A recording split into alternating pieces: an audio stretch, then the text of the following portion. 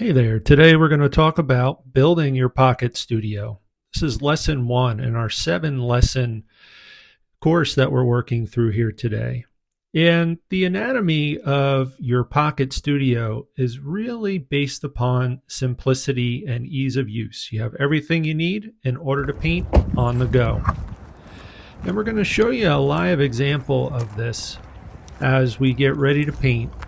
And the emphasis here is really upon convenience and removing all friction associated with painting on plein air. We want to make sure that we make it as easy as possible to make plein air painting a part of our creative practice.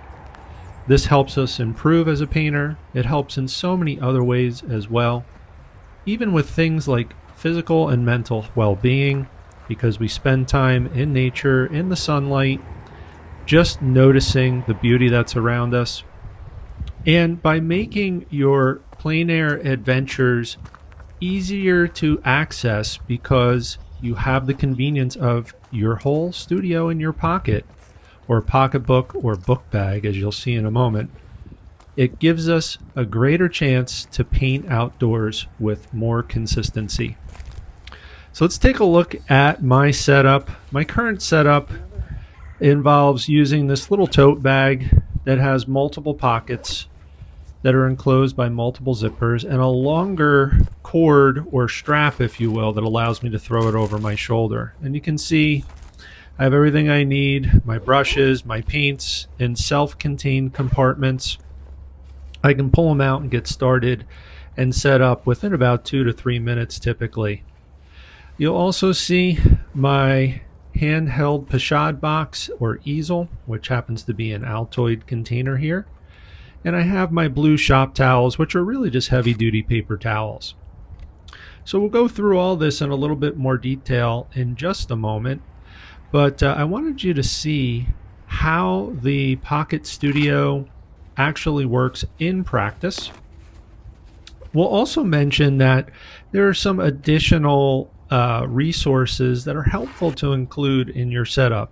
And you've seen it already here. I have a lightweight stool that I work with. You could always use a chair or a blanket if that's your preference. And you're also getting insights into future lessons here, and as far as how I set up initially, how I keep my acrylic paints wet so they're workable for the full 30 minutes, 20 to 30 minutes that we might be painting as well. And this very convenient holder, this brush holder, makes it easy to stay organized and also avoid creating unnecessary messes by having the brushes falling all over the place. And the same goes with the 1 gallon Ziploc bag here. Now, our system with our mini tint plein air painting process that we're describing to you calls for just the use of the primary colors plus titanium white, but I always pack a few extras. And you can see how I am misting the shop towel in the bottom part of the mint tin, and I will load it up with all of the colors that you see here. Now, you can get away with just about any palette, but this is a simple palette that allows you to mix just about any colors that you need. And here's a full minimal plein air checklist that you can use as you assemble your pocket studio, just to make it easy and convenient for you. I'll put this little infographic in the training. It'll be accessible to you as well as a bonus resource, along with many other tools that I'll provide for you at the end of the training. Now, the additional items that I mentioned, the additional components you want to be thinking about including our lightweight stool, extra colors, extra panels, and your phone or camera. That way you can take pictures of your work and reference photos that will help you finish off pieces as well. So here's a little bit more of a detailed overview of what I actually carry in my kit. In this instance, I used this kit as is this morning when I painted on plein air on Broadhead Creek out here in the Pocono Mountains. There's my brush holder with all my brushes. Hopefully I'll remember to put the brushes I used into some brush cleaner. There are all of my paints. I'll include a list of the actual brand of acrylic paints that I use, but as you probably saw, I tend to use Golden. Here is the mint tin that I had packed. It's the extra mint tin that I didn't use. I only had time for one painting today, but I like to go prepared with more than one, just in case I have extra time, or perhaps maybe something disastrous happens, like I drop my painting in the water. Who knows? It's always good to have a little extra. And my paper towel and my inexpensive mister that I think I got at a dollar store. The total cost of this kit is very, very reasonable. There's my stool. Most of the components I actually purchased at great discounts.